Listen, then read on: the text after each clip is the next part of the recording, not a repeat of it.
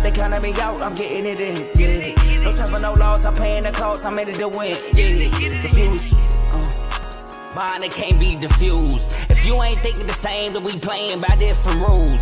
You can't see the vision, we living at different views. Until we complete the mission, keep getting up, never snooze. I walked a mile in my shoes, had the mind of a fool, chasing diamonds and jewels. Trust me, I was confused. Started minding my business and used my mind as a tool. Ended up finding my purpose and found the time to get to it. They told me I couldn't do it. They told me I couldn't make it. They sold it, could never break it. I sadly mistaken. I need a piece of the pie. I want it so bad I can taste it. They told me like told me, keep on running toes, they gon' take them. Refuse to lose, built to win. Applied myself, I felt it in. No time for the doubt, they counting me out, I'm getting it in, yeah. No time for no loss, I pay for the cost, I'm winning to win, yeah. Refuse to lose, I'm built to win.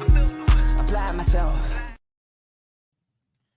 Welcome back to CTC. It is your boy, it's your gracious host, Carl, and I'm back to give you a week 5 preview. Before I get into that, I would like to first ask to leave a like, comment, or subscribe if you like this show, my show, CTC. If you like any other shows on this network, we have the main show featuring Joe, Tomo, and Dave, where they tackle hot sports topics, football, basketball, things of that nature. We have BWT, who's going live after me at 11 o'clock to have an Aaron Judge, Rafael Devers debate, I believe. So you don't want to miss that. Stay tuned for that. And you also have Fantasy Football with Coach Coombs, who premiered 2.5 hours ago, premiered at 6 o'clock. Pretty good episode. Nice little gems there. So if you like any of the content from any 4 of these shows, please leave a like, comment, or subscribe. Helps the channel, helps us grow, and we get into more households. So, all right. But also, before I go into week 5 previews, y'all know I like to start my Wednesday episodes with a little poll talk. So we're going to talk about these top 25 polls. And I know one thing. I don't know who. I don't know if they tapped in the show. I don't know what happened, but Kansas is ranked. I've been beating the table for Kansas to be ranked, and they finally did it. And not only did they not just sneak in at 25, they're at 24. So I'm happy. Now, as I'll get into later, that might be short-lived because Kansas now plays number 3 ranked Texas this week. So they get in there, they get ranked, and now we got to play a top 5 team. Well, not we, but they have to play a top 5 team in Texas. So let's go over the polls a little bit. So we have still at number 1, deservedly so, Georgia. At 2, they still do not feel like they should be bumped down for these slow starts and pull away performances. I understand they in the game. If you look at the score and like, Carl, they won 31-7 against Rutgers. They must have dominated. No, they just pulled away late. But they keep Michigan at 2, Texas at 3, which I'm totally fine with. Ohio State at 4, I'm fine with. If you say they should jump Texas, tomato, I'm not mad at you there. But 4, I'm fine with. Florida State at 5, moving down 1, I'm fine with. Florida State struggled, although it was a rivalry game. The red bandana game struggled late, allowed Boston College to come back into that game. Was up 21 and allowed Boston College to cut it to 2 and had to narrowly escape out of there. Last week, 17 points on the offense before OT. Yes, I know the score was 24-24 going into OT. Scoop and score on defense gave them that 24th point.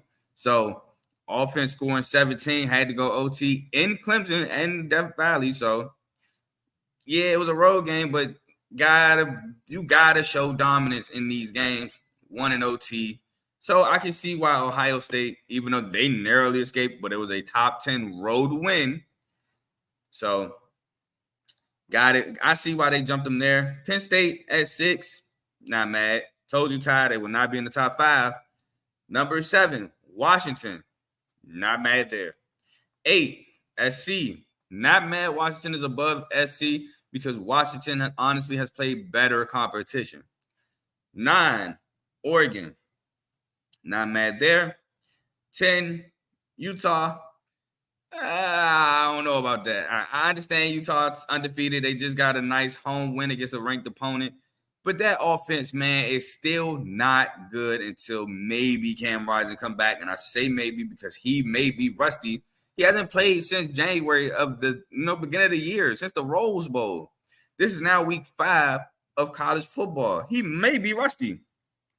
So, honestly, I think Notre Dame should have been at 10. Utah should have been at 11. Notre Dame played a tougher opponent. Ohio State should have won the game, but shoulda, coulda, woulda don't affect the polls. But I still think Notre Dame is better than Utah. 12, Alabama. Honestly, and I'm going to be real honest, LSU should be above Alabama right now. LSU lost to Florida State. That's the only loss. Good. I mean, sure, second half they got blown out, but that's still not a bad loss. Dominates Mississippi State. I mean, dominates Mississippi State. And then they win another rivalry game, albeit I know last second, but a great game against Arkansas. Now, Bama struggled against South Florida. Struggled in the first half against Ole Miss. Lost to Texas, which is not a bad loss. So I think LSU should be above Alabama. Oklahoma at 14, I'm not mad. North Carolina at 15, not mad. I told y'all about them Washington State Cougars and Cam Ward I trust at 16. Now, if you feel that Washington State should jump North Carolina, not mad at you. 17, Duke. No, this is not college basketball. Duke is climbing up into the top 20. They were 18 last week, 17th this week. 18th, Miami. Again, not college basketball. Miami, top 20. And I'm happy Duke is above Miami. I get Miami played Texas A&M, but Duke has now won against Clemson. And that's really the only good win. I'm not going to lie, because Northwestern was last week, dominated Northwestern. So I'm still happy Duke. I think Duke is so far the better team than Miami. Not going to lie. 19th, Oregon State. So they dropped back 5 spots. I think that's a nice spot for Oregon State. Like I said, I didn't think they were really tested going into the Washington State game, and they lost. So I think 19th was a cool little spot. 20th, Ole Miss. Again, I think that's a cool little spot. 21, Tennessee. They move up 2 spots. They played a bounce back game against UTSA, but I'm not mad at 21. Florida at 22. They move up 3 spots after, I say, struggling to beat Charlotte. I don't want to say struggle, but they didn't dominate either. They didn't dominate against Charlotte. Move up 3 spots. Kind of confused there. If anything, maybe I think Mizzou should be. Mizzou should be better. Higher ranked. They're 23. I think Mizzou should be 22. Florida 23, or maybe even Florida 24. Kansas 22. Yeah, I know I'm high on Kansas right now. Now, Big 12 play come. Well, they're 1-0, but as we get further into this Big 12 play, gotta see how Kansas pan out. So at 25, and I did not say this Sunday because I didn't think it would happen. But y'all know I've been watching Fresno State. I've been previewing and recapping their games. I previewed and recapped the Arizona State game, preview and recap the Purdue game. I told y'all I like Mikey King. So I like this Fresno State team, and they come in ranked 25th. I think I told y'all Sunday I have Fresno State winning the Mountain West. Love this Mountain West, this Fresno State team. Coming in at 25, I was pleasantly surprised. Hopefully they could climb the rankings a little bit more. Right now, I think they're the only group of 5 school here. Let me double check. They're the only group of 5 school here. So you know what that means. They go on undefeated, win the Mountain West. They might have a chance. I don't want to say they won't have a chance to make the playoffs, but they have a chance to make a New Year's 6 bowl, which I would love that for this team. So shout out to Fresno State.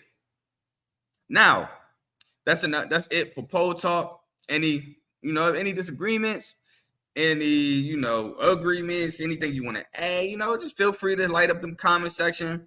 Feel free to let me know what you think. I'm not, what I'm saying? I interact with you. I like to pick people's head, see what you think. You know what I'm saying? I'm not opposed to doing that. So if you feel any different, if you agree, disagree, light up the comment section. So that's it for Poll Talk. Let's get into these Week 5 previews. Before we start, I know I go over it every week, but if you're new here or if you're used to this, I have a change this week. So I didn't see a lot of games worth not worth mentioning, but y'all know how I do. I do Thursday and Fridays. And then Saturday, I do 5, 4, and 6. It used to be 5, 5, and 5, but now 5, 4, and 6. But this week, I didn't really see enough to do 5, 4, and 6. So instead, I did 4, 4, and 5. 4 noon to 3, 4, 3:30 to 7, and 5, 7 to late night. It was going to be 4, 4, 4, but I decided to touch the South Carolina-Tennessee game a little bit. So it's 4, 4, 5. And on Thursday, yes, it's 3 games, but I love college as much as the next man. I'm going to be watching Detroit versus the Packers. So I chose one Thursday game, and I chose what I thought might be the best game. Now, I might be wrong. I've never said I'm 100% right. But I chose what I thought might be the best Thursday night game. So I chose Middle Tennessee at Western Kentucky, and that's where we're going to start. Middle Tennessee at Western Kentucky, Thursday night, 7:30 on CBS Sports Network. So, as I know, I do my previews. I give keys to winning the game for both sides, and then I pick a winner with my keys. So, Middle Tennessee State. Can Nicholas, and I always struggle with his name. This is like his third year there, and I struggle with his name. Nicholas Vitiato outgun Austin Reed. Can he do that? Can he, you know, Western Kentucky's going to come out slinging a rock, throwing it to them explosive receivers.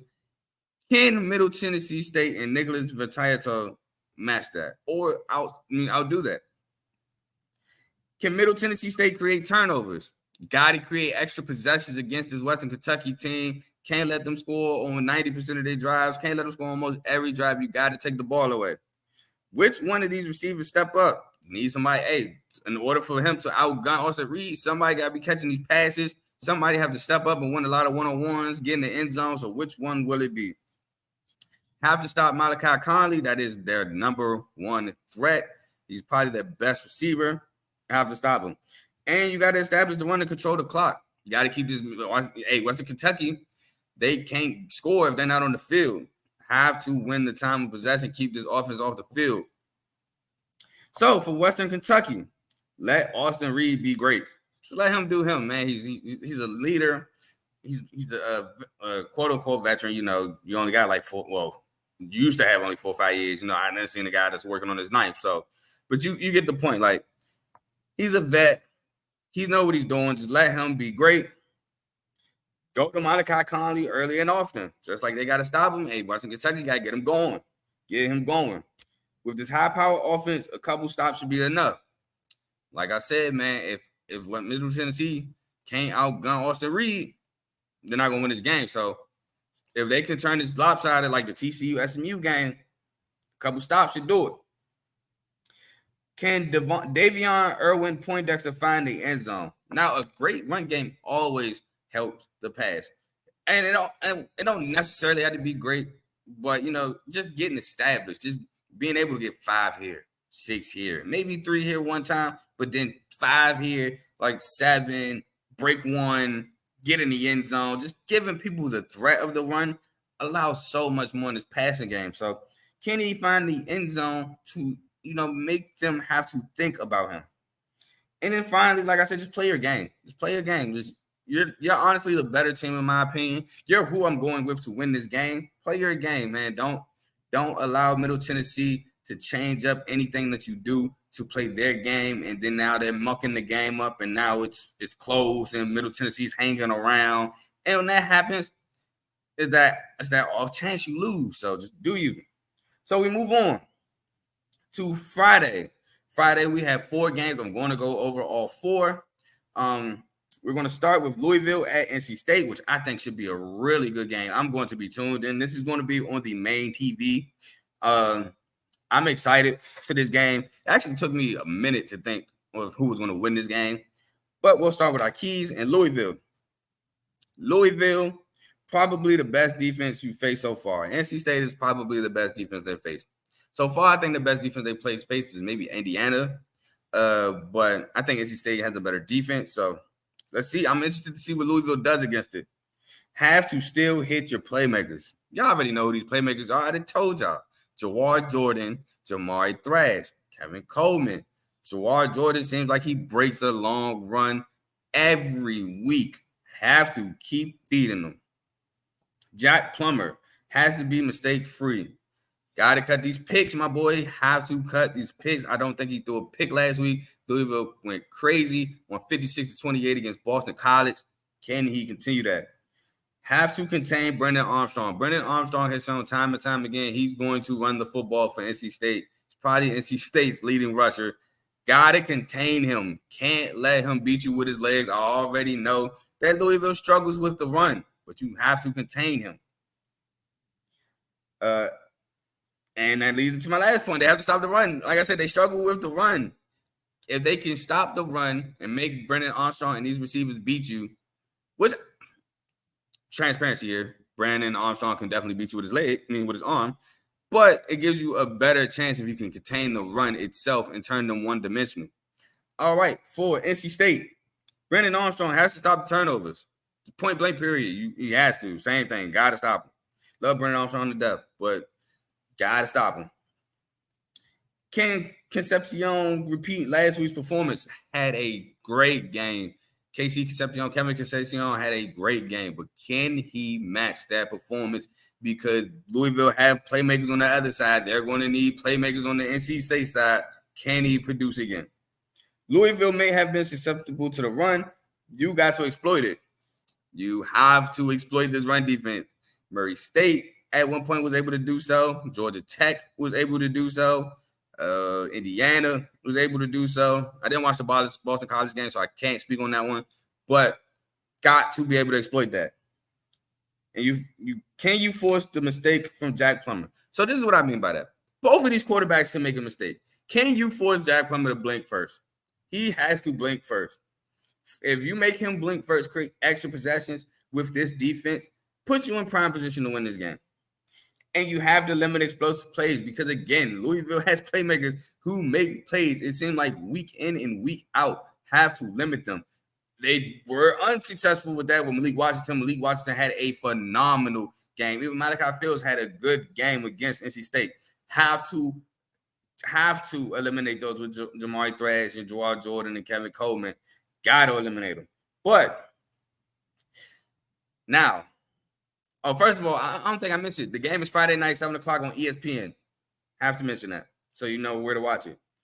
Now, I think NC State being at home gives Louisville their first loss. I think that's what happens. I think the home crowd, the defense, Jack Plummer, he's susceptible to mistakes. I mean, both quarterbacks are, but I just honestly think that NC State outlasts maybe even, I wouldn't say a low-scoring game, but a game in the 20s.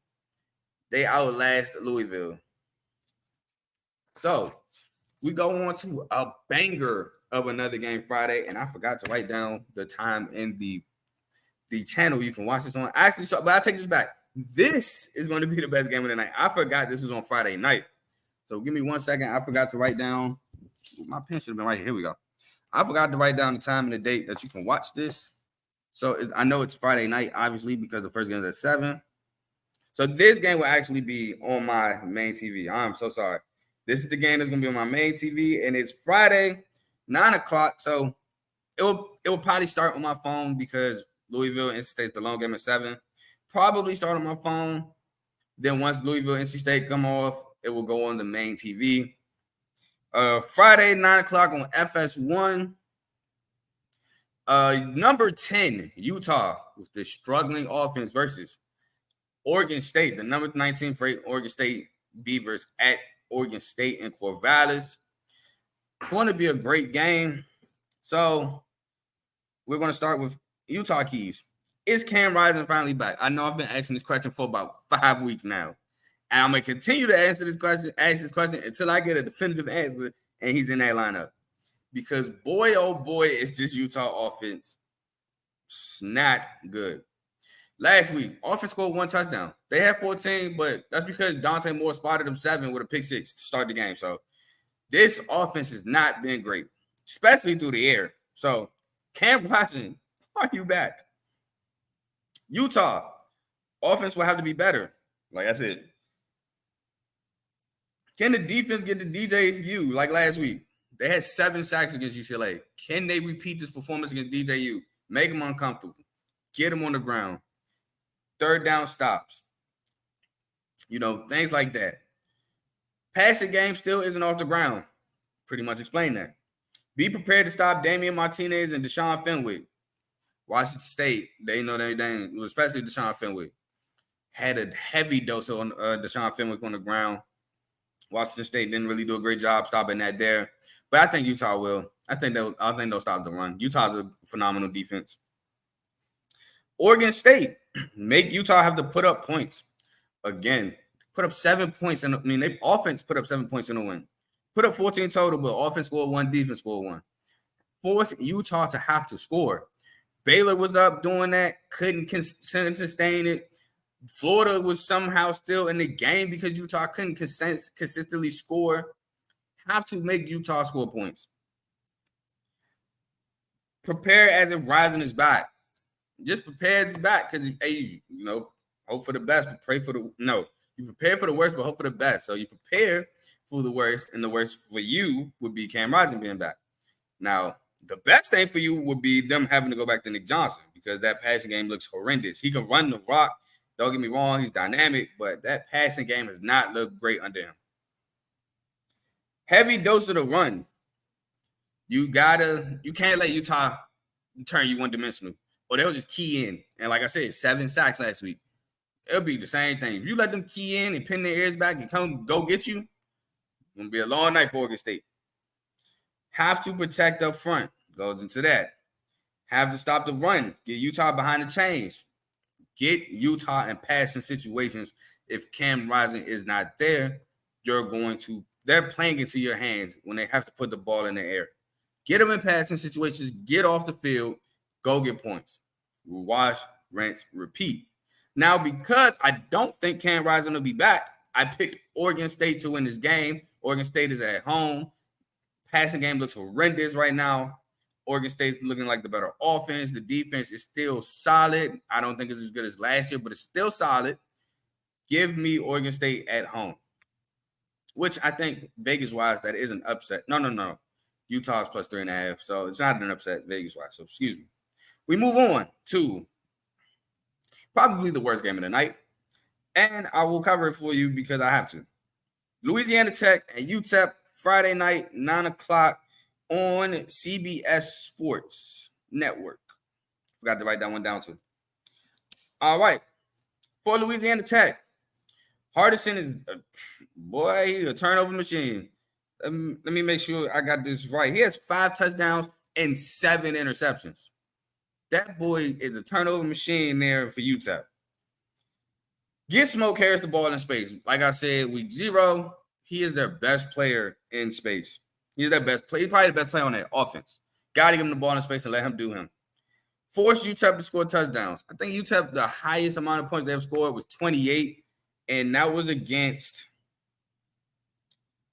Incarnate Word. Other than that, UTEP has scoring performances of 14, 7 against Northwestern, by the way, 28 again in a loss to UNLV, and 10 against Arizona. Have to force them to go score points. If you stop them, they've shown that they can't really score. So go score points. Go run it up. Bachmeier is the better quarterback in this matchup, which is facts. Hank Bachmeier is, I won't say miles away, but he's clearly better than Gavin Hardison, in my opinion. So, I think they should definitely win the battle of the passing attack and force UTEP behind the chains, because the more UTEP is going to have to throw, the more chances you have for Gavin Hardison throwing it to you and not to these receivers on the outside. So force UTEP to pass. Now, for UTEP, run the ball with Torrance Burgess and Deion Hankins. Keep the ball out of the air because Gavin Hardison has not been safe with it. Can Hardison be mistake-free? I'm going to answer that question for you. I put it on here. The answer is probably no, but it would help if he's not. It would help if he is mistake-free. Stop Smoke Harris. You stop Smoke Harris, you probably stop about, I won't go that far. You probably about 75% of this Louisiana Tech offense. So stops and no carries. I think they need to get Kelly Akari some deep shots. From what I've seen, Kelly Akari is really good with the ball in the air, jump ball, 50-50 balls, whatever you want to call it. Get him some shots where he can go make a play. And force the game to be sloppy. Like I said, they haven't scored more than 28. So they can keep this a low-scoring game. It kind of feeds right into UTEP's hands. So, but with that being said, I'm going to go with Louisiana Tech. I just think Louisiana Tech is the better team. Both teams aren't really that great, but Louisiana Tech got the better quarterback. UTEP got the better weapons, but quarterback got to get it to him. So I'm going to go with Louisiana Tech. Next game, and our last game of Friday night. Now, this is now considered a battle of the Big 12. We have Cincy at BYU Friday night, 10:15 at ESPN, on ESPN. This time I did write it down. And we got Cincy first up. Defense has to show up again. Held Oklahoma to 20 points. If that offense could have just sustained drives and got points, who knows how that game would have ended. Have to force Slovis INTs. Slovis had 2 turnovers. Picked to Kenny Logan, which was a pick 6. Picked to Kobe Bryant. Mello Dotson dropped the pick. So force Slovis to turn the ball over. Have to get Corey Kiner going on the ground. Hey, Devin Neal had a good game. Jalen Daniels had a good game. To get this ground game going, get possession, time possession football. I'm gonna mention it a bunch. Get the ground game going. Yo, what's up, my boy Teddy? Good luck on your debate later tonight. I know you got 2 hours until showtime. Good luck. Hopefully a great show. I'm going to tune in after our Madden game and our franchise. So good luck, my boy. So get Xavier Henderson the rock. Clearly, the Emory Jones' favorite weapon. Got to give him the ball. I think getting Kiner going on the ground will help you get the ball to Xavier Henderson. But even if it doesn't, like through the air, I don't say give him jet sweeps, but some screens, maybe a couple short passes, like a hitch, slant. Just get them going. Just get them into the game. Get them in rhythm. Have to improve touchdown to interception ratio. This is for Emory Jones. 7 touchdowns to 5 interceptions. Now, it's not acceptable. It's not acceptable. I understand it's over 1-1, but still not good enough. But I will say it's better than some, including my boy, who I love to death, Drake May. He's 4-4, 1-1. So I think that might have changed since the Pittsburgh game. I'm not sure. But still, I was on him too about these interceptions. I'm on you too. So fair is fair with me. Yes, sir. Definitely. Hey, I think y'all are next up, Teddy, so you came in right on time. BYU, Slovis was playing so well before the INTs. Man, I was ready. I told y'all Sunday, I was ready on here and to say Slovis had a great game, just in a losing effort, or whatever the case may have been. But then those interceptions, the interception to start the second half, and then the Kobe Bryant interception. Oh, man. And then this is why I was like, yep, this is why I'm so low on Keaton Slovis. This is why I have my reservations with Keaton Slovis. Have to cut all these turnovers. Have to bring defense to the party because they did not bring defense to the party in Kansas. Kansas was scoring. I think they scored like every drive in the second half, if I'm not mistaken. Did not bring defense into the party there at Kansas. Slovis stopped playing with fire. That ties into the almost third interception by Dotson. Force Emory Jones to throw another interception. He got 5 on the year, man. So he's proven that he'll throw them. So just force him to throw them. And take away Emory Jones' legs. Do not. This is for just go to for every running quarterback you go against. Got to take away their legs. Keep them in the pocket. Make them beat you with their arm. You can't let them get dynamic because if that is the case, not to say they can't beat you with their arm, but you'll rather have to deal with that than to deal with, oh man, now he's running out the pocket. Now he's beating him with his arm. Now he's running out the pocket again. Now he just scored a rushing touchdown, a passing touchdown. It's just so much more stress on the defense when the quarterback can use his legs and you're not containing them. It's just so much more stress. So it's not like these guys can't do it, but it eases your defense as opposed to if they are doing it. So with that being said, I'm going to go with Cincy. I'm going to go with a better defense. I think the defense is more prone to turn the ball over than BYU's defense is to get one on Emory Jones.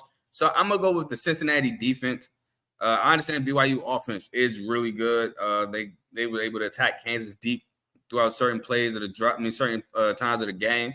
But I'm like I said, man, this BYU, not BYU, the Cincy defense held Oklahoma to 20 points. Oklahoma has a really great offense. I think they can do the same to BYU. I think they will. I think they will put up points against this BYU defense. So I'm going with Cincy. Now, Teddy, got you right here. Southern California, 8th ranked Southern California. Let me not disrespect them. At Colorado, Saturday, 12 noon on Fox. I'm looking at the games. This probably might be the most. This probably will be the most watched game for the first half. For Southern California, excuse me. Establish the run. They have weak trenches. You got to take advantage of the run with Marshawn Lloyd and Quentin Joyner. Let me look at the stats real quick for Marshawn Lloyd on the year. Marshawn Lloyd has 350 yards already and 2 touchdowns. He has to go for 100 this week. This is the week where the pressure is off Caleb Williams. You run the ball, let Caleb Williams be great whenever he has to. But this is the week where you just dominate in the trenches and hand the ball off. Caleb Williams, I wrote Caleb Williams air it out, but that's only when necessary. I wouldn't force Caleb Williams to drop back unless I have to. Just take advantage of the run. Get to Shedeur Sanders with 4. Rush 4 and get to him. This again, their trenches aren't up to par. They have the skill talent. They don't have the trenches. So if you can get to him with 4, I think Oregon has 7 sacks, maybe 9 sacks. I can't remember exactly, but I know they had a bunch of sacks on Shedeur, and obviously it limited Colorado's offense. Limit their offense if you get to him with 4.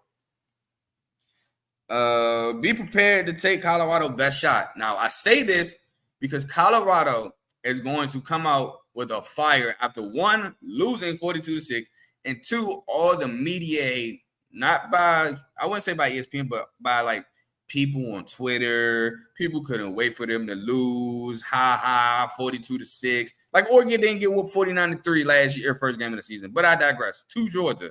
But I digress. People just could not wait. They playing for clicks. We playing for wins. It ain't the same and all this other stuff. Now, granted, Colorado is not out the woods for what they did. Stomping on the O, walking through the O, talking trash, laughing at players, getting in players' faces. They're not saints here by any means. But Colorado will come out swinging this week because of everything last week. Got to be prepared for it. That's all I got with SC. Now for Colorado, flush last week's game. Flush it. It's over with. It's over with. It happened. Still 3-1.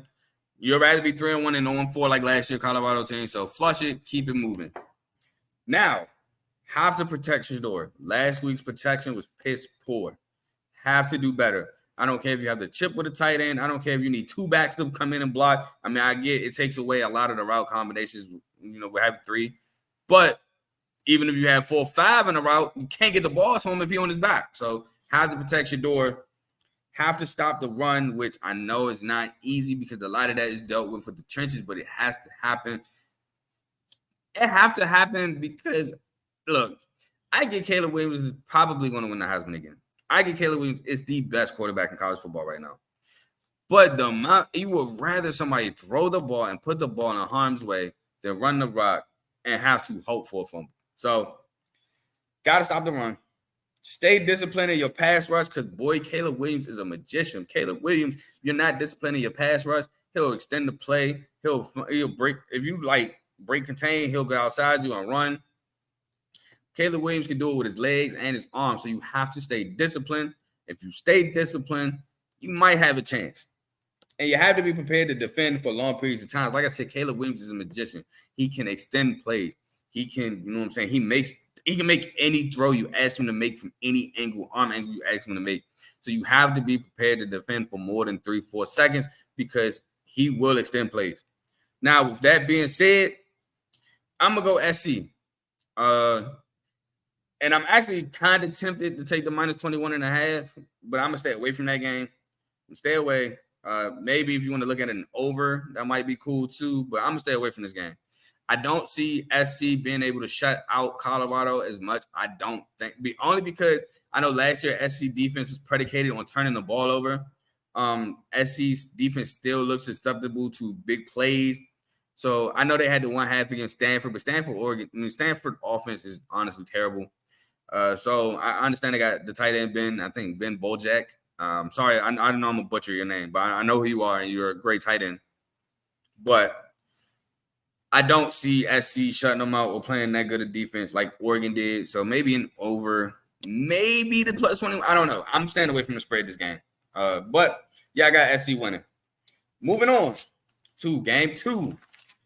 Florida, 22 ranked Florida at Kentucky. This is going to be the rematch for from Florida, excuse me. Facts. Caleb is a freak. This is the rematch for Florida after Anthony Richardson, had a horrific game. Horrible game against Kentucky. Kentucky defense looked crazy that game. Will Levis didn't look, I don't think he looked great either, if I remember correctly. Like, I don't think he did anything that was like great. It's just Kentucky defense played so great, didn't matter. Saturday, noon, ESPN, if you want to watch that game. So Florida, which Graham Mertz will show up? Will you get the Mertz from Tennessee, who just, managed it? I would say he did more than manage the game. I wouldn't say he played phenomenal by any means, but I would say he did a little bit more than just game manage. Or will it be Utah Graham Mertz, who looked shaky, who looked like he didn't have control of this offense? Force a Devin Leary interception. Got to create turnovers. Got to get this defense on the field, keep them on the field, tire them out. Establish the run. You got Montrell Johnson, and Trevor Etienne. Yeah, Trevor Etienne. Why do I feel like I feel like I'm messing up his name, but I do think that's his name. So you know how you write it, you spell a word out and you think you spelled it wrong, and you looked up and you spelled it right. It's kind of the moment I'm having right now with baby Etienne. It's Trevor Etienne, correct? Yeah, it's Trevor Etienne. I don't know why I feel like I was saying it wrong, but gotta establish Trevor Etienne and Montrell Johnson again, running the rock, keeps wearing on his defense, gets this defense tired, keeps them on the field. Have to do these things. Get Ricky Pearsall the ball. Ricky Pearsall had a great catch last week. I don't know if people seen it. It was one hand snag. Ooh, it was nasty. If you haven't seen the Ricky Pearsall catch, go watch it. It's a pretty great catch. Get him the ball. Get him going. And stop Ray Davis. Ray Davis is looking nasty in Kentucky. He already looked nasty at Vanderbilt. He's looking nasty at Kentucky. Stop Ray Davis. Now, for Kentucky, get Devin Leary some easy throws. Get him some throws to settle him in. I mean, he's at home, so get him some easy, quick throws. Get him in the rhythm early. Also, get Ray Davis going on the ground. That's been the recipe so far for Kentucky, so why go away from it now? Defense, I think this is the defense first real test. But I think they'll be able to step up there. Get Graham Mertz uncomfortable. That's what Utah did, and it helped Utah in so many ways. Get him uncomfortable.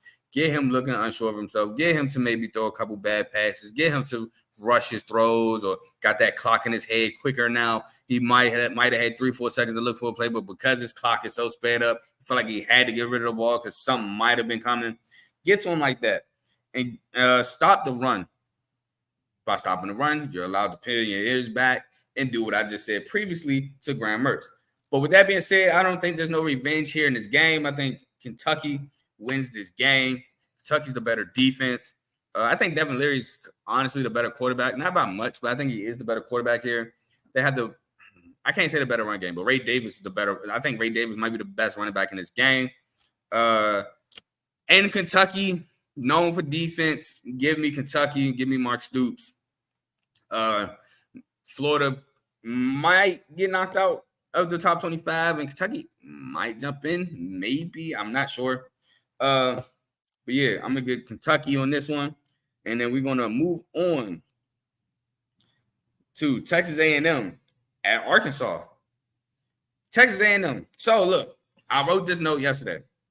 Texas A&M, Connor Wegman, he was day-to-day yesterday. Now he's out for the season. We got the news today. He's out for the season. He won't be back. So Max Johnson is up next. Can Max Johnson take advantage of this opportunity? He looked good last week. Threw the touchdown to his brother. Played well against Auburn. So can he take advantage? Evan Stewart will be a great service to Max Johnson. Best receiver, had a phenomenal catch in the middle of the end zone last year. Got to give him the ball. He will help Max Johnson get in the rhythm early against Arkansas in a ruckus Lafayette crowd. I think University of Arkansas is in Lafayette. Contain KJ Jefferson. KJ Jefferson is going to use both his legs and his strong arm. You've seen it in the game against LSU when he got outside the pocket. The DB was had his eyes in the backfield, lost sight of the receiver. I think it was a receiver, might have been a tight end. Lost sight of him. Up the field we go. So got to contain KJ. Can't let him get outside the pocket. Okay.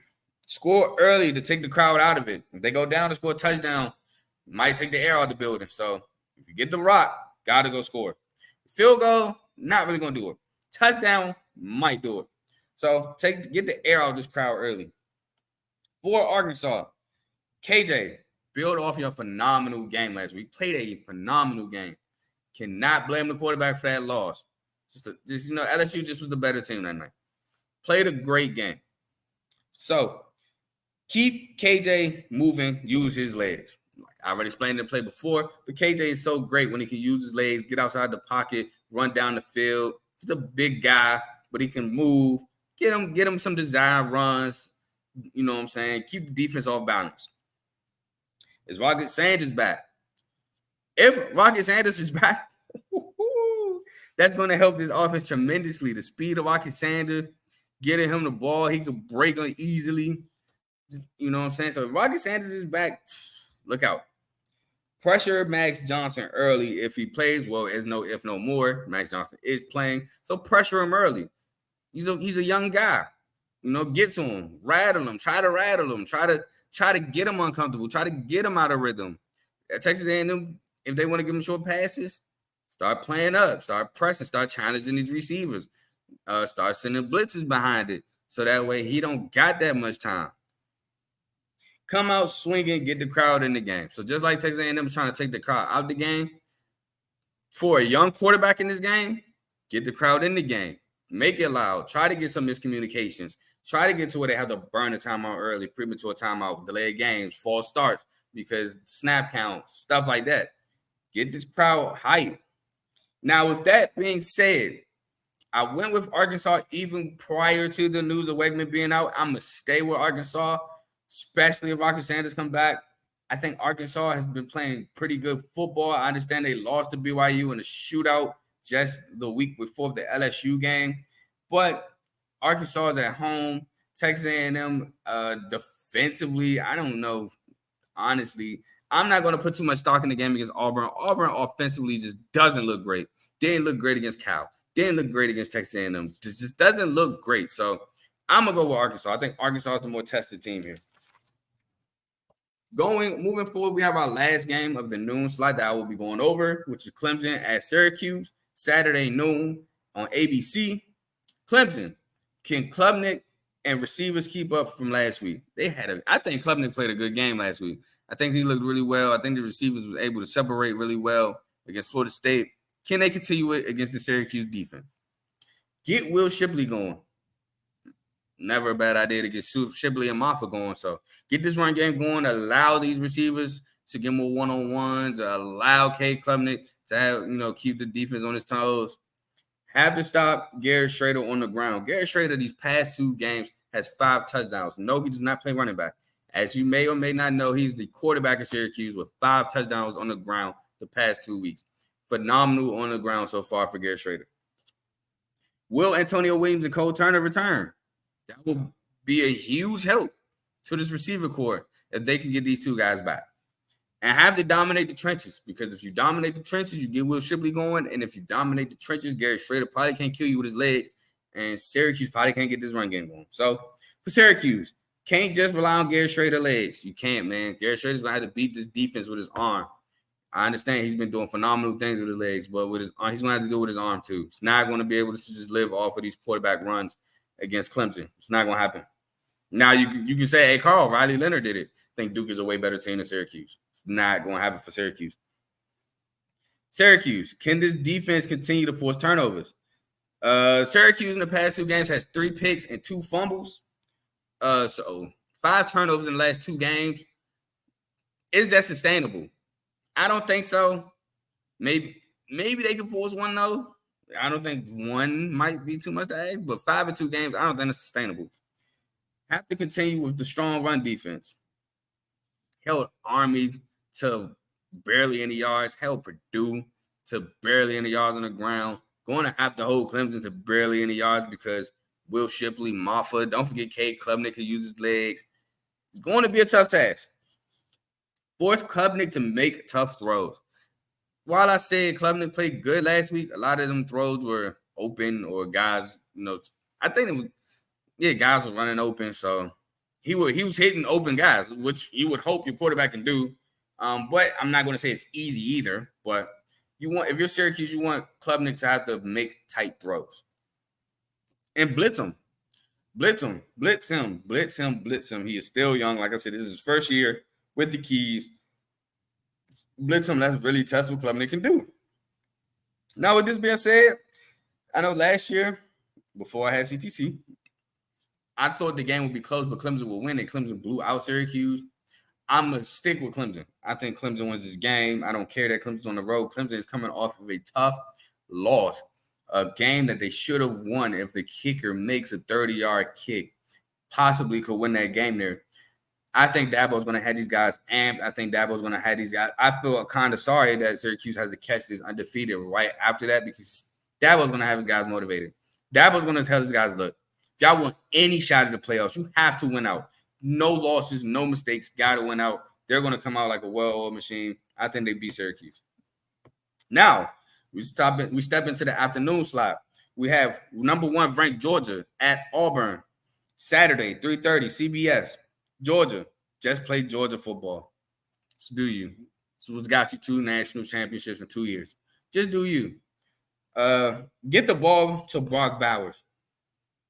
Enough said, man. Best tight end in the country. Attack Peyton Thorne. He has 4 touchdowns, 3 interceptions. Again, enough said. Get to him. Let him give you the football. Y'all know I've been saying it since the preseason. He's so hit or miss. And right now he's been a lot of miss. So get to him. Stop the run.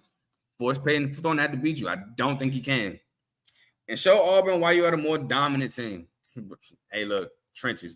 That's basically the trenches. Kill them in the trenches. Get the Peyton Thorne. Get them on the ground. Break yards because you got so many holes in the run game. They can't stop you. You got your linemen blocking second level. Show them why you are the dominant team. Do not play down to their level. Don't pull up Georgia Mizzou of last year. Just dominate. Now for Auburn. I somehow came up with keys. Don't think any of these keys going to work, even if they do them. But Auburn said they failed Peyton Thorne. I seen that earlier today. Well, they better learn how to do right by him by Saturday because you're going to need him. He's going to have to put up touchdowns with no picks. Have to establish the run, which is going to be tough against this Georgia defense. Defense has to stop the run and force turnovers. That's going to be tough because Georgia football, they're going to show you why they're dominant, more dominant than you. They're going to run at you with power, and you're going to have to stop it, which is going to be tough. Dominate the trenches. Don't see it happening, but that's a key to winning the game. And can you rattle Carson back? Which, I mean, I don't even know if they're going to be able to put Carson back in situations to rattle him, but can they? And as you can tell by me disputing my own keys, I got Georgia winning this game. Probably going to take the spread. I think it's 13.5, 14.5. I would take it at 13.5. I mean, 14.5 probably ain't going to do no difference. Either I just don't like crossing numbers like those. So, going to take Georgia. Now, here's a game where I say could be potentially upset alert. Number 2, Michigan at Nebraska, Saturday, 3:30 on Fox. And you might be thinking, Carl, you seriously have this upset alert? I do. Nebraska, last time I remember correctly, played Michigan really well, possibly could have won the game. Now, I get it's different. What happened last year or whenever the last time they played, don't carry over into this game. I understand. But Nebraska has a really stout defense, and Michigan has been starting off really slow. Again, I've said it multiple times. You look at the final score, and it's misleading. Michigan has been starting slow the past couple games. Now, I'm going my keys for Michigan. Can't start slow. Cannot start slow. Gotta dominate early against this Nebraska team. The more Nebraska think they can play and hang with you, the more confidence Nebraska gains, and the more Nebraska may win this game. Prepare as if Jeff Sims is playing. Jeff Sims has been out the past couple weeks, so their backup Heinrich Harburg has been playing. He actually been playing mistake-free, no picks. That is Jeff Sims' Achilles heel. So I would prepare if Jeff Sims is playing because both of them can use their legs. But hey, look, it's just what quarterback I was just talking about like that. Oh, Jesus Christ. I feel so bad. This is literally the same episode, and I didn't forget already. Don't kill me, please. All right, but just prepare Jeff Sims was playing. Now, Michigan has a pick 6 in the last 2 games. Bowling Green and Rutgers. Not sustainable. It's not sustainable, but you can try, especially if Jeff Sims is playing. If Jeff Sims is playing, go for it. Be ready for a defensive slugfest because both teams have a really good defense. So it's going to be a defensive slugfest. I don't see this being a high-scoring game. Don't remember the over-under. So won't. Matter of fact, I got my phone right here. We'll do this right now. If the over-under is anywhere by like 46, 47 and a half, I low-key might take that under. FanDuel's pulled up right here. Let's give it that second to load. We had the college football, and we had right here Michigan at Nebraska. Nebraska's also like 17.5-point dogs. Now, that's something I am taking. Taking the 17.5 points with Nebraska. I think DraftKings, I got it at 18 too. But I'm going to scroll past it. Hold on. But I am taking the points with a home dog. Give me the points with a great defense. FanDuel 17.5. Ooh, I don't know if I'm advising this over-under anymore. Over-under 39.5 points. I get scared with 30-point over-unders. I'm not going to lie to you. So, I just advise you to take the home dog at 17.5 points. Not advising over-under 39.5. Can't do it. Won't do it. And have to win the field position battle. That goes for both teams. You have to win the field position battle in a defensive struggle. Because if you give up a short field, you could possibly give up 0 points. I mean, not 0 points, possibly give up a touchdown. So, got to win the field battle. Yeah. I remember you telling me about that. He's actually been playing well from what I've been hearing. So, shout out to bruh. Yeah. He caught the pick 6 on the screen. You're absolutely correct. He caught the 71-yard pick 6 on the screen. I know it was like 60, 70-yard plus. It was on the pick 6 in Rutgers territory. So, shout out to bruh. Hey, Teddy, you can't have me shouting out too many Michigan players, bruh. You know how I feel. I still got my state hat on. We're in a terrible position, but I never give up on my boys. Yeah, so those are my Michigan keys. Now for Nebraska. Take advantage of Michigan's slow starts. Whether it be field goals, whether it be touchdowns, got to take advantage of it. If Jeff Sims is back, he has to quit the turnovers. Honestly, stop it, bro. Please. You be having your team in great positions and then turn the ball over and swing all the momentum. Got to stop it. Both quarterbacks can use their legs. That's about Jeff and Heinrich. So, you know what I'm saying? The game plan don't really change that much there. Stop the run game. Make JJ. I know I've gotten killed for it, and some people might call me crazy. I just don't see it. I don't think JJ McCarthy's it. I don't think he's a bad quarterback. Don't get me wrong. I just don't some people think he might be top 5, top 7. I've seen somebody put him in the top 10. I don't think he's top 10. I don't think he's a bad quarterback by any means. I just don't think he's going to beat you with his arm like some people. Well, what about the Ohio State game? Yeah, Cornelius Johnson had a crazy game. He caught 2 deep balls. He caught a deep ball and he caught a hitch that he took to the crib. JJ McCarthy's most of his passing yards in that game came from I think Cornelius Johnson off, like I said, the hitch and a deep ball. If you look at the numbers and don't watch the game, then you might say, "Oh my God, what is he talking about?" But if you look at the game, he got a hitch, broke a tackle, was gone. That's not JJ. That's making a play. He still has yet to show me that he's good enough to be a good team with his arm. So I think he's like Teddy said. I think he's okay. He might be above average. I give him above average, but I don't think he's great or as great as people make him seem to be. Sorry, I had to get on my little tangent. Stop. I said that. And win the turnover battle. Hey, look, man. They have no chance if they lose the turnover battle because Michigan has been firing with turnovers and they've been taking them to the crib. So have to win the turnover battle. I think you even maybe have to take one to the crib. So that being said, I'm gonna go with Michigan, even though I said this potentially has upset alert material. I wouldn't be shocked if Nebraska wins, but I'm gonna go with Michigan here. Not Michigan, Nebraska. I just don't know. First, I don't know who's starting at quarterback, and secondly, if Jeff Sims starting at quarterback, I don't know if he can play mistake free. I don't know if he can go again without a turnover. So I'm gonna go Michigan. Now we have a ranked on ranked matchup again Saturday. This is another ranked on ranked game. Top 20 matchup. No, top 25. Excuse me. 24 ranked Kansas goes into Texas to play number 3 ranked Texas. Saturday, 3:30 on ABC, which this will probably, if I'm off working time, will be the game on my TV. If not, I'm going to be trying at every opportunity to watch this game while I'm at work. So, Kansas, Jalen Daniels have to keep spectacular play going. He's been playing phenomenal all year. Since he's come back from injury, he's been playing great. He's been playing lights out. Figure run schemes for this Texas defense because this Texas defense has been playing great. Jalen Ford has been balling. This defense has been great against the run. So you got to figure out different schemes to attack this Texas defense. Secondary has to continue to take the ball away. 2 picks last week. I think they had a couple, maybe a pick against Illinois. Been playing great. Like I said, the secondary has been playing better than I expected this year. Have to keep that up. Have to get to Quinn Ewers. Have to. Don't let Quinn Ewers stay back there and pick you apart. You have to get to him. Maybe make him force a throw earlier than it needs to be. Leads to your interceptions you've been getting. For Texas, stop Devin Neal. Stop Devin Neal. Hey, Devin Neal is the best player besides Jalen Daniels on his team. Jalen Daniels is the best player, quarterback. Right behind him is Devin Neal. Have to stop him. Stopping Neal allows you to key in on Jalen Daniels. Point blank period. Because now Kansas gets one-dimensional. Jalen Daniels might use his legs, but depending on down and distance, might not be enough. So, got to stop Devin Neal to key in on Jalen Daniels. Get Xavier Worthy going. Get him the ball. You're a speedster. Now, Xavier Worthy has to consistently catch the rock. Don't get me wrong. But got to give him the football. Win one-on-ones versus the secondary. Like I said, the secondary has been playing great. Got to win your one-on-one. So, when you gets you the rock.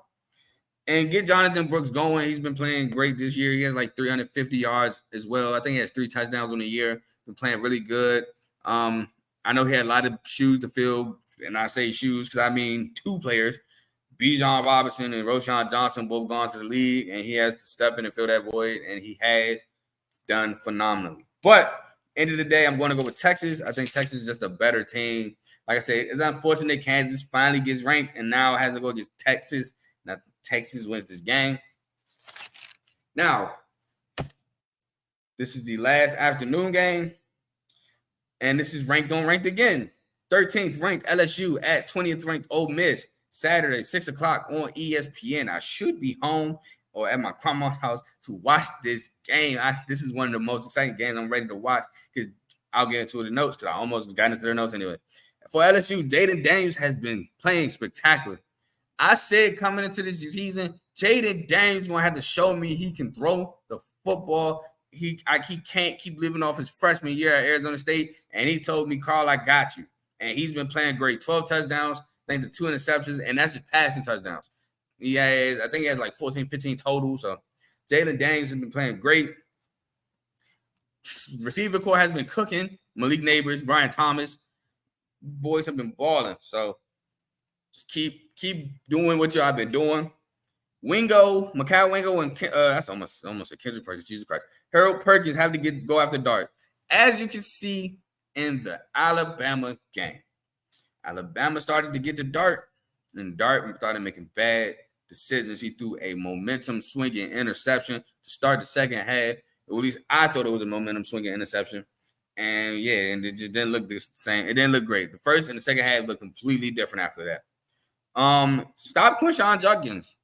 That's always going to be a key to being Ole Miss because Quinshon Judkins, great back, one of the best backs in the country. Stop him, makes you get the key in a little bit more on that Ole Miss passing attack, and have to be better on the back end defensively. And that's just mainly because Got torched against Florida State. Got torched against Arkansas. Played Grambling State. We don't expect you to get torched. So, gotta play better. You have to play better. You didn't get torched against Mississippi State, but that was mainly in part because, man, LSU was in Mississippi State backfield almost every time they dropped back. So, still got to play better. Now, for Ole Miss, Jackson Dart can't throw momentum changing interceptions. Just talked about that. Find a way to contain Daniel's legs. Make him have to beat you with his arm. He can do it, but it's not like he's having to do it. He's able to scramble out. He's been able to run. He's actually been getting killed for the type of hits he's been taking, but he's been able to do it, but he hasn't been made to do it. Find a way to stop Malik Neighbors, because boy, Malik Neighbors is going crazy. I think Malik Neighbors through 4 games has 500 yards. Yeah, phenomenal. Boy has been. Hey, look, he's been making me proud. I talked about Neighbors preseason, and like again, he has shown me to be right. And have the great turnovers. I don't think LSU's been turning the rock over like that much these first 4 games. So gotta find a way for them to turn the ball over, make them turn the ball over. But I'm gonna go with LSU. LSU's the hotter team. LSU, ever since the Florida State loss, has been firing on offense. Firing. So I'm gonna go with the better offense in this game. I'm gonna go with LSU. I understand Ole Miss is at home. I think even Ole Miss is a road dog. But give me the hotter team. Now we go to the late night, and I got a little Sun Belt treat for y'all. I got Troy at Georgia State Saturday, 7 p.m. on ESPN Plus. Now for Troy. Troy has to make this a low-scoring game. Point blank, period. They don't have the offense, in my opinion, to keep up with Georgia State, so they have to make this a low-scoring game. Don't let Marcus Carroll get going. Marcus Carroll is just a dog on the ground. 150 last week. I believe he's a big back. He's gonna run right through you.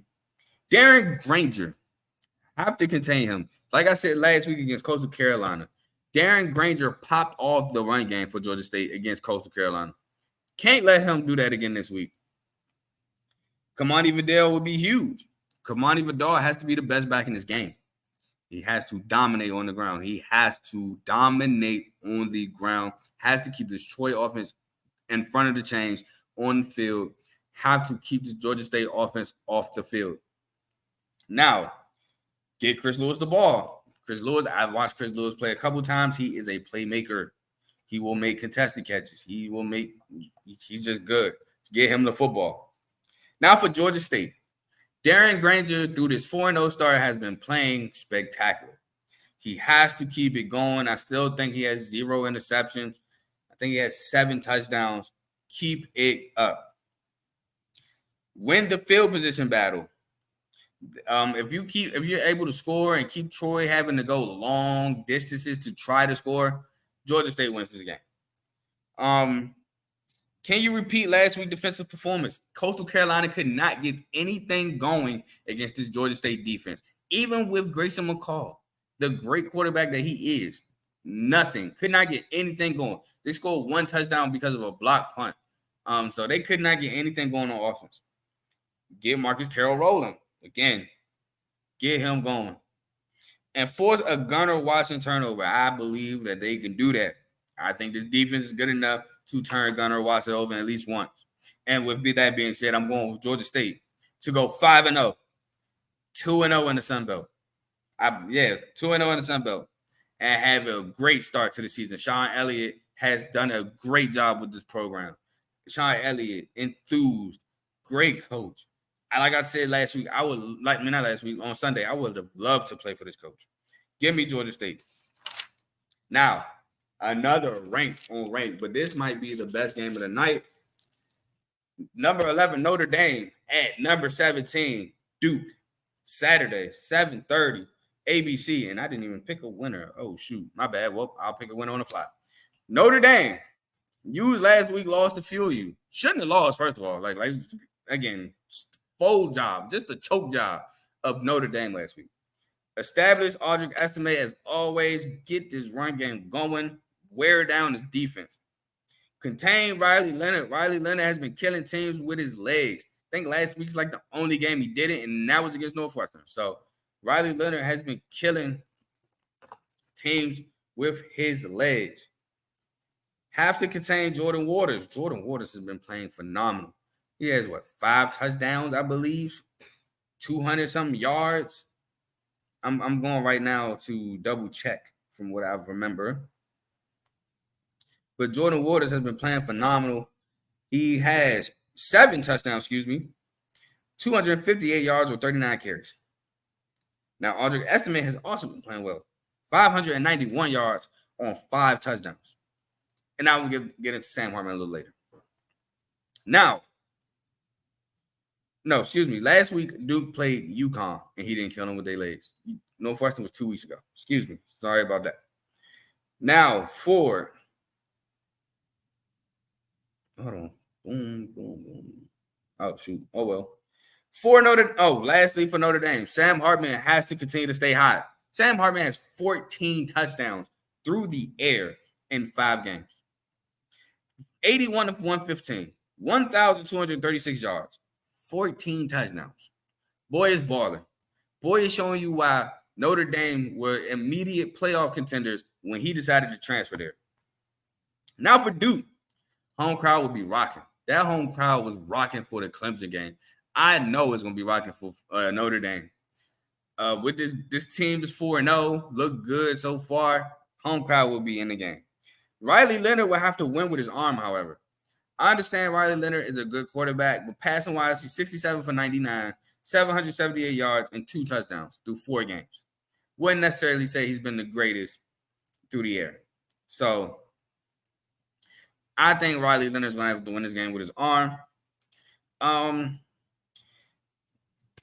Jordan Waters, be ready for a heavy workload because they're going to have to establish the run against this defense.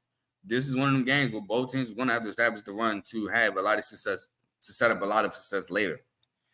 Duke defense has to get to Sam Hartman. I read off the numbers. You gotta force Sam Hartman to finally throw a turnover if you want a chance to win this game. Now, I get Ohio State didn't do that, but Ohio State was also down and should not have won the game. So you have to force a turnover and win the trenches. They have to win the trenches. Again, they have to win the trenches, have to keep the defense on the field, have to wear them down, have to score a touchdown, have to get Notre Dame's offense off the field. Got to win the trenches. But I'm going to go with the road team here. I'm going to go with Notre Dame. I get Duke's been playing great ball. Mike Elko, great coach at home. But Notre Dame is coming off of a loss that they felt like they should have had. No referee cheating, just blew the game themselves. They're going to come out with a vengeance. They're going to come out, I think, firing. Duke, I don't know if they got enough to deal with that. So I'm going to go with Notre Dame. All right, we have 3 more games left, so just hang in there with me. We're almost out of here. We have the game I wasn't going to do at first, but I felt like I had to do it. South Carolina at number 21 ranked Tennessee. Saturday, 7:30 on SEC Network. Now, if you remember, this is a revenge game for Tennessee. This was the quote-unquote famous post-game conference, drop your nuts. When asked, what did the coach tell your defense? Or what was said amongst the defense? Drop your nuts. So, South Carolina, unspoken. I think this guy has not been spoken about enough. Get Xavier Leggett the ball. Xavier Leggett makes plays, jump balls, taking passes. Xavier Leggett makes plays. Get him the ball. Have to protect Spencer Rattler. They have to protect this guy. They have not done a great job so far protecting him, especially the North Carolina game, Georgia game. I think they did a pretty good job in the first half, not so great job in the second half. Got to protect Spencer Rattler.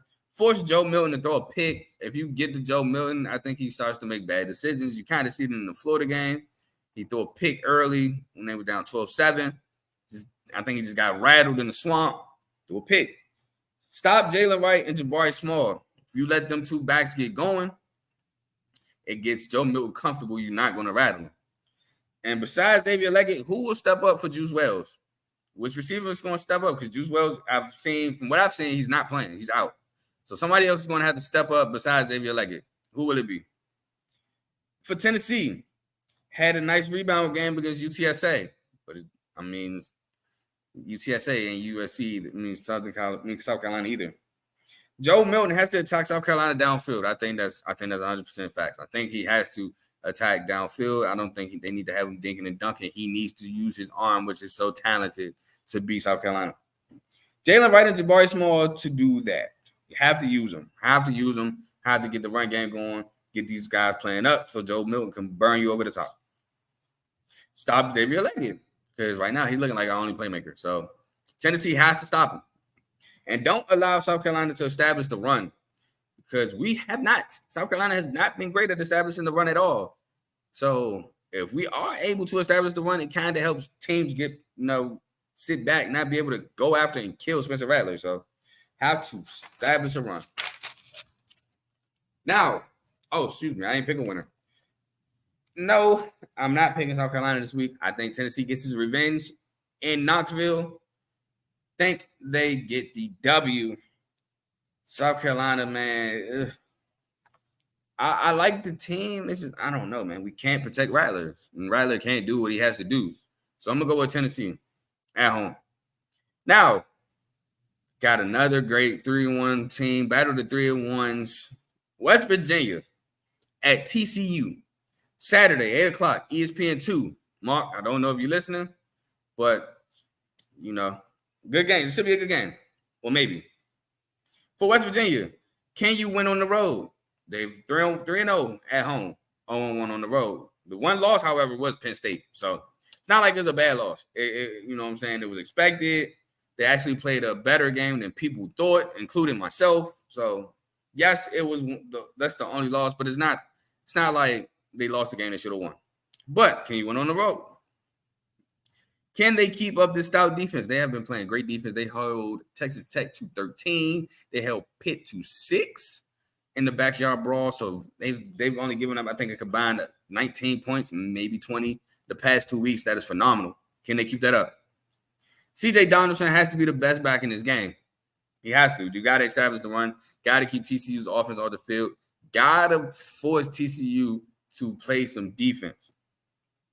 Have to get to Chandler Morris. Oh, my God. I butchered that. Chandler Morris. You have to get to Chandler Morris. You have to get to him. Have to make him force a bad play.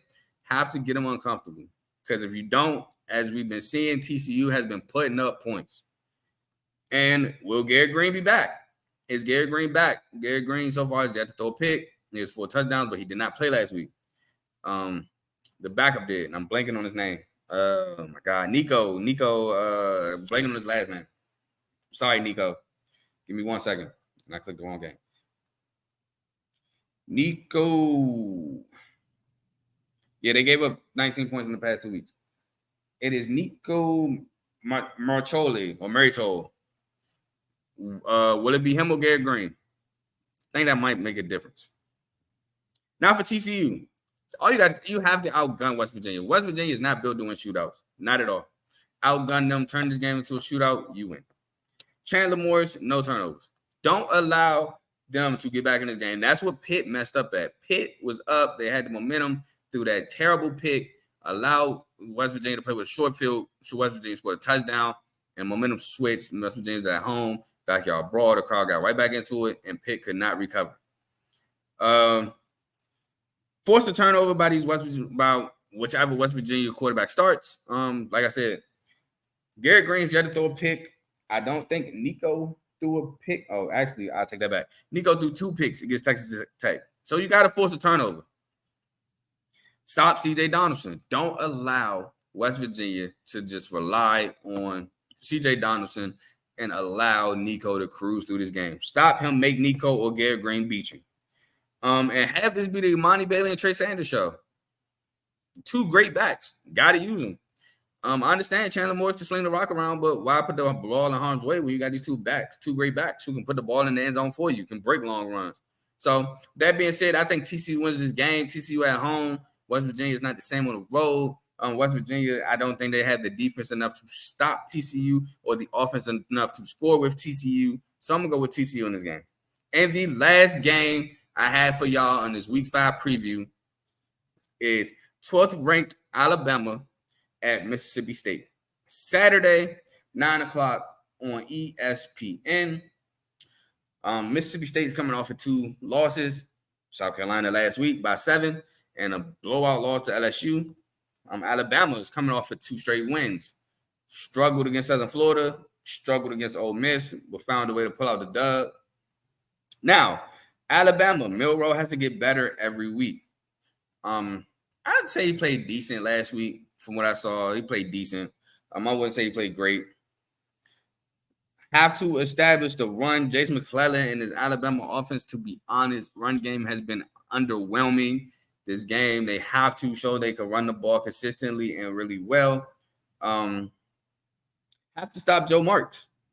Joe Marks was at one time the leading rusher in the SEC. I don't think he still is anymore. I don't know who it is, but I don't think it's him. Have to get to Will Rogers. Don't allow Will Rogers to sit back there and dissect your defense. Get to him, get him on the ground like LSU did. And you have to stop the turnovers if you're Jalen Milroe. Have to stop him, man. You can't keep turning this rock over. Don't give Mississippi State endless chances. Once you got him down, you got to keep him down. Now, for Mississippi State, can't be discouraged by the last 2 weeks. Can't be discouraged. And to be honest, you got to look at it this way. Against LSU, we got blown out. Against South Carolina, had a chance, a couple chances here and there. We lost, but it was close. Now, can we get over that hump and get our first SEC victory against Bama? Will Rogers has to be protected. Again, Will Rogers, you got to protect him because so he can get back there and start slinging the ball around, give his receivers time to get open. Have to establish a run. Joe Marks. Again, at one point, I believe he was the leading rusher. Like I said, I don't think he's the leading rusher in the SEC any longer. But yeah, you got to get him set up on the run game. Matter of fact, I look right now. SEC leading rusher of the SEC is now Cody Schrader of Mizzou. He has 403 yards, while Joe Marks has 352 yards, and right behind him is Trevor Etienne with 329. So Joe Marks is now second.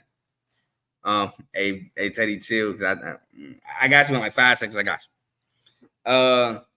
Keep Bama defense on the field. Tire them out. Keep them on the field. Sustain long drives. Heavy dose of Joe Marks, mixing a lot of these short passes, maybe. Short passes, bring that defense up, get them tired. And force a Milroe turnover because he has, I believe, 3 of them. I think Jalen Milroe has 3 picks. Could be more. I think 3 is the minimum he has, to be completely honest. Jalen Milroe has 3 picks. So, force a Jalen Milroe pick. But with that being said, like Teddy said right here in his comment, I have Bama with the easy W. Mississippi State just isn't good enough up front. I don't think so. And I think that was their problem against LSU and why LSU had so many sacks in that game. Just could not protect Will Rogers. I don't think they protect Will Rogers this game. I don't think they get to Jalen Milroe enough to force a turnover. Maybe they could try to disguise some coverages to get him to, think he has something open when it's not. He is a young quarterback. But I don't think that Mississippi State stays within 2 touchdowns. I think Bama easily wins this game. I think Bama even establishes a run in this game. Give me Bama. And with that being said, that is the end of my Week 5 preview. If you have been riding with me throughout the whole preview, I appreciate it. Even if you stopped in just to give me a little listen, I appreciate that as well. Before I leave, I'm just hoping for another great week of college football. College football season so far has been nothing short of phenomenal. We done had great games. We done had crazy finishes. We done had crazy blowouts. We done had everything. Everything that you can see. We done had crazy upsets. So we done had everything that you can think of. I love it. It wouldn't be college football without it. Like I said, man, I just appreciate y'all for rocking with me on the CTC episode. I will be no extra segment so far this week. I'm gonna just stay with the regular scheduled program of Sunday at 11 in the morning. But if you would like an extra segment, feel free, reach me, hit me in the comments, and I will gladly try to make one if I can. But with that being said, I am gone. Peace.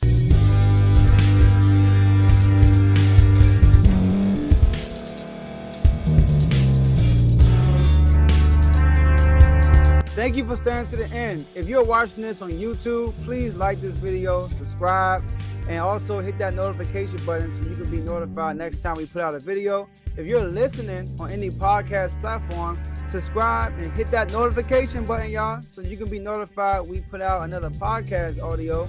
And last but not least, hit that share button. No matter what you're listening to or watching it, hit that share button and send it to somebody that you know that would love to watch this episode you just listened to. So once again, thank you for staying to the end, and we'll see y'all at the next episode.